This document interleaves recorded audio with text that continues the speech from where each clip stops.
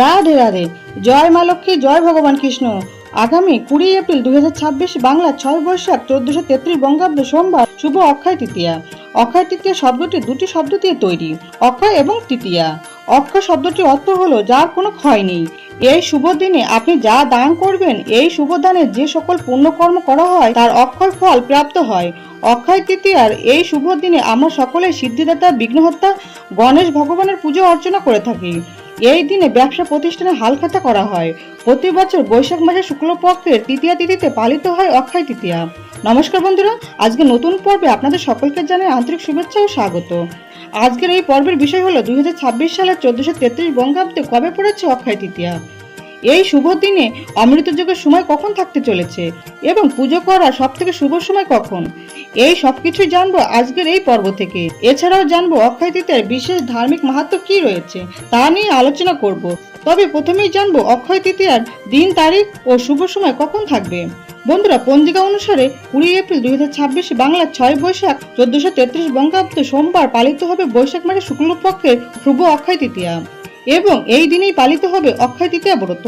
তৃতীয়া তিথি শুরু হবে 19 এপ্রিল 2026 বাংলার 5ই বৈশাখ 1433 বঙ্গাব্দ রবিবার দুপুর 1:15 থেকে এবং তৃতীয়া তিথি সমাপ্ত হবে 20 এপ্রিল 2026 বাংলার 6 বৈশাখ 1433 বঙ্গাব্দ সোমবার সকাল 10:53 এই দিন অর্থাৎ 20 এপ্রিল 2026 বাংলার 6 বৈশাখ 1433 বঙ্গাব্দ সোমবার সকাল 10:53 মধ্যে অক্ষয় তৃতীয়া ব্রত, স্নান ও দান আদি এবং কেনাকাটা করা যাবে।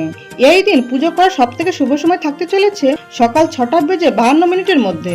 বন্ধুরা, এবার আমরা জেনে নেব এই বিশেষ দিনে ধার্মিক মাহাত্ম্য কি রয়েছে। এই শুভ দিনে পালনকর্তা ভগবান বিষ্ণুর অবতার ভগবান পরশুরামের আবির্ভাব হয়।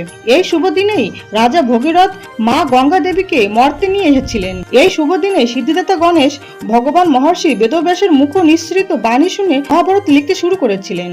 এই দিনেই চন্দন যাত্রা শুরু হয়েছিল। এই দিনে সত্যযুগ শেষ হয়ে ত্রেতা যুগের সূচনা হয়েছিল। এই শুভ দিনেই কুবের ভগবানের তপস্যায় তুষ্ট হয়ে দেবাদিদেব মহাদেব ওনাকে অতুল ঐশ্বর্য দান করেছিলেন। এই শুভ দিনেই ভক্তরাজ সুদামা দ্বারকা নদীতে গিয়ে ভগবান শ্রীকৃষ্ণের দর্শন লাভ করেছিলেন। এই দিনেই দুঃশাসন দেবী দ্রৌপদীর বস্ত্র হরণের চেষ্টা করেছিলেন এবং ভগবান শ্রীকৃষ্ণ শরণাগতের প্রতিব্রতা রূপে দেবী দ্রৌপদীকে রক্ষা করেছিলেন। এই শুভ দিনেই কেদার, বদ্রী, গঙ্গোত্রী এবং যমুনেত্রী এই 4 ধামের দুয়ার উদ্ঘাটিত হয়েছিল।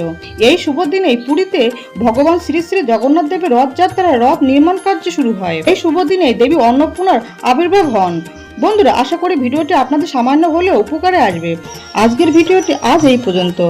আপনারা খুব ভালো থাকবেন, সুস্থ থাকবেন। দেখা হচ্ছে আগামী পর্বে। জয় ভগবান কৃষ্ণ, জয় মা লক্ষ্মী। রাধে রাধে।